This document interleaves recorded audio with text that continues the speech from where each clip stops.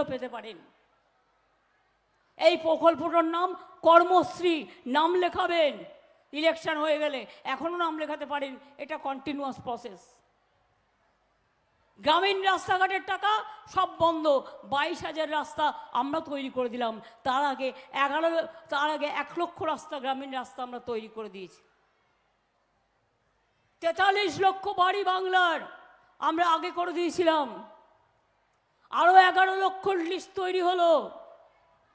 বলছে তৃণমূল নাকি চুরি করেছে তাই টাকা দেয়নি। আমি বলি চ্যালেঞ্জ করে যাচ্ছি, ক্ষমতা থাকলে আর বুকের পাটা যদি 56 ইঞ্চি হয় প্রমাণ করো, শ্বেতপত্র প্রকাশ করো, নিয়ে এসো মহারাষ্ট্র, উত্তরপ্রদেশ, বিহার আর পশ্চিমবাংলার ট্র্যাক রেকর্ড কার্ড। 350টা কমিটি তোমরা পাঠিয়েছো, যা রিপোর্ট চেয়েছো সব দেওয়া হয়েছে, সব ক্লিয়ার করে দেওয়া হয়েছে। তা সত্ত্বেও 100 দিনের কাজ বাংলায় বন্ধ। তার কারণ ও জিতেছে বলে, তার কারণ আপনারা ভোট দিয়েছিলেন বলে, জিতেই এসব করেছে। দ্বিতীয় নম্বর, রাস্তাঘাটের টাকা বন্ধ কারণ ওই 18টা সিট পেয়েছিল না 2019-এ, ভেবেছিল ইঁদুর বাঘ হয়ে গেছে।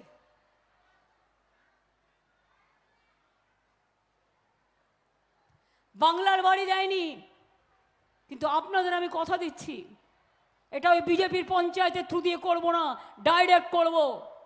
সেটা হচ্ছে 11 লক্ষ মাটির বাড়ি, 11 লক্ষ মানুষের বাড়ির যে লিস্ট করা হয়েছে, তার প্রত্যেককে 11 লক্ষ মানুষ বাড়ির টাকা পাবেন। ডিসেম্বরে একটা কিস্তি পাবেন, আর জানুয়ারি বাদ বাকিটা আবার যেই 60,000 খরচ হয়ে যাবে আবার 60,000 দিয়ে দেবে। 1,20,000 টাকা দেবে বাড়ি তৈরি করার জন্য। মা লক্ষ্মীরা বলতে পারছেন না, আম্মারা বলতে পারছেন না, হাসদারা বলতে পারছেন না, টুডুরাও বলতে পারছেন না, মন্ডারা বলতে পারছেন না। কদিন আগে বিজেপির এক নেতা বলল 3 মাস পরে লক্ষ্মীর ভাণ্ডার বন্ধ করে দেবো।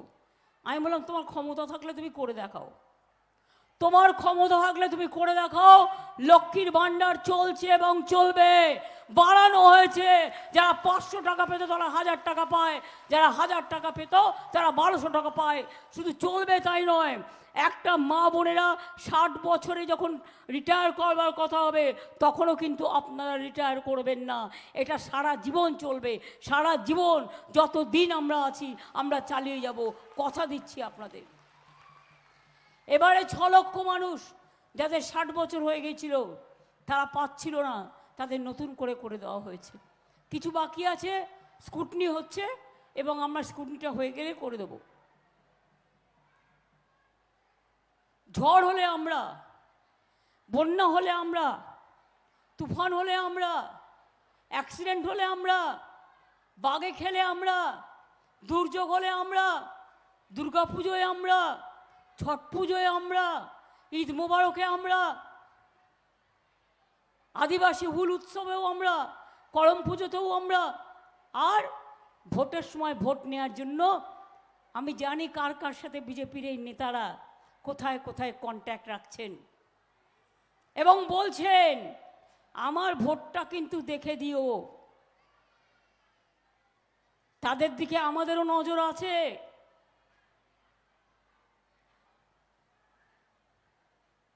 এদের দ্বারা কিচ্ছু হবে না। বাচ্চাদের বিনা পয়সায় হার্ট অপারেশন আমরা করে দিই। 5 লক্ষ টাকা করে স্বাস্থ্যসাথী পান আপনারা, 5 লক্ষ টাকা করে স্বাস্থ্যসাথী পান। এই টাকা নিতে গিয়ে কাউকে 1 পয়সাও ঘুষ দেবেন না। বিনা পয়সায় চাল পান।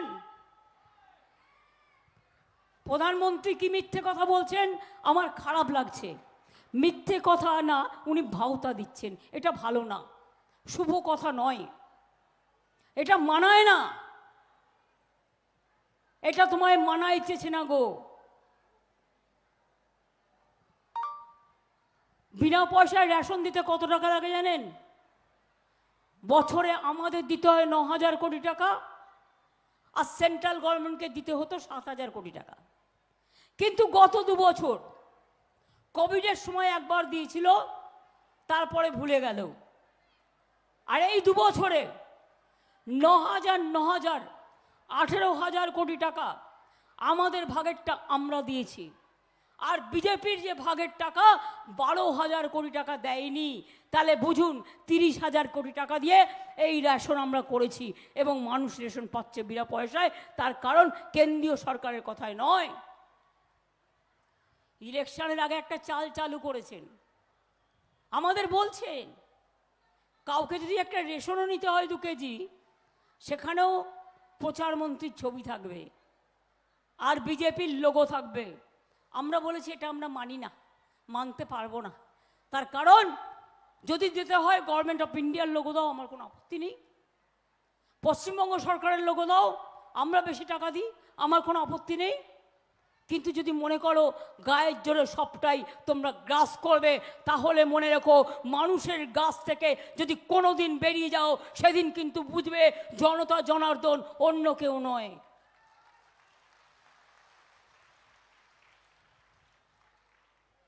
তপশিলি বন্ধু পেনশন আমরা দিই,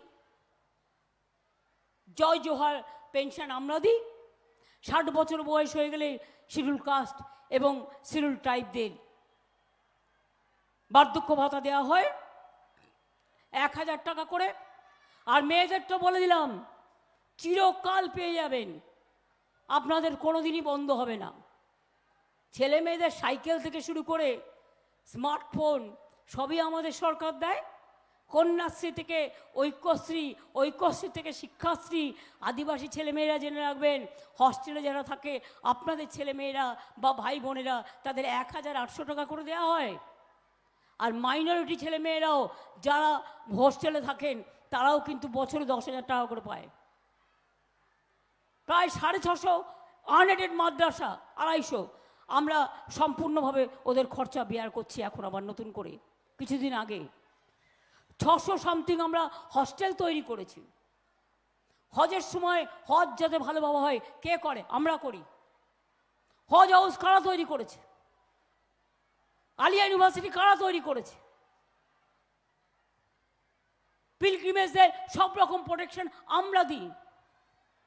আদিবাসী ভাই বোনেরা এলাকায় এলাকায় আদিবাসী উৎসব করে না, আমরা প্রত্যেকটা করে দিই।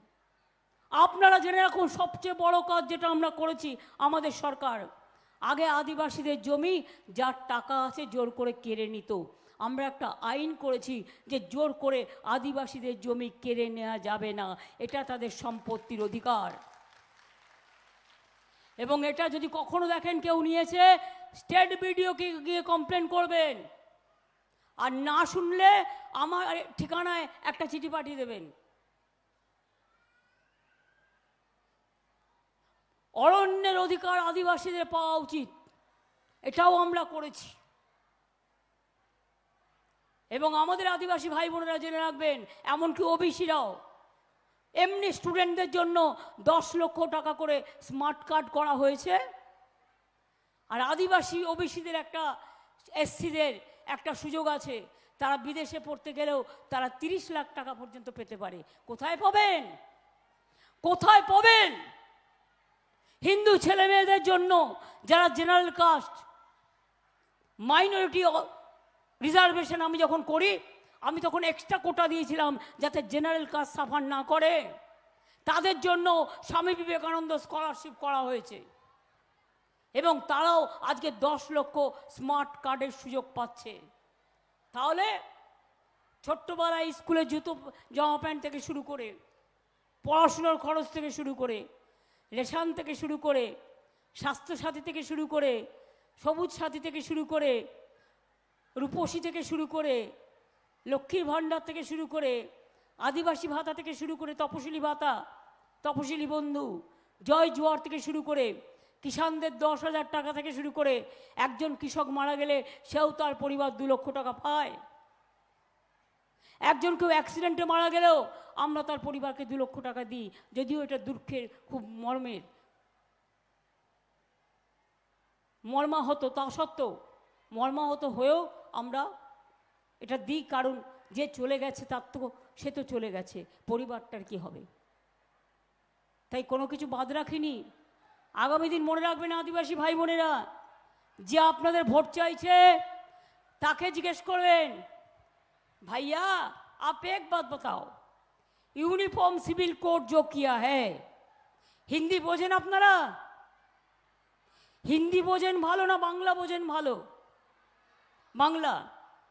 জিজ্ঞেস করুন, ইউনিফর্ম সিভিল কোড আপনারা যেটা করছেন, আপনাদের ম্যানিফেস্টোতে আছে বিজেপি, তাতে আদিবাসীদের যে স্বীকৃতি, তপশিলীদের যে স্বীকৃতি, ওবিসিদের যে স্বীকৃতি, সংখ্যালঘুদের যে স্বীকৃতি, সাধারণ মানুষের যে স্বীকৃতি, সেই স্বীকৃতি আর থাকবে না। অর্থাৎ দেশ বিক্রি করে দিয়েছে। এবারেই ওরা যদি বিজেপি আর না হারে, তাহলে এবারেই শেষ নির্বাচন ভারতবর্ষে। দেশ বিক্রি করবে, জাতি বিক্রি করে দিয়েছে, ধর্ম বিক্রি করে দিয়েছে, মানুষ বিক্রি করে দিয়েছে, আম্বেদকর বিক্রি করে দিয়েছে, সংস্কৃতি বিক্রি করে দিয়েছে। ভেদাভেদের রাজনীতি নিয়ে এসে শুধুমাত্র মানুষে মানুষে আগুন লাগায় আর দাঙ্গা করে, এটা ওদের একমাত্র কাজ। নেই কাজ তো খই ভাজ। এদের আপনারা ভোট দেবেন? আপনারা চান এনআরসি হোক? এনআরসি হলে কি হবে জানেন তো? সব তাড়িয়ে দেবে, দিয়ে বলবে ওই জেলে গিয়ে থাকো।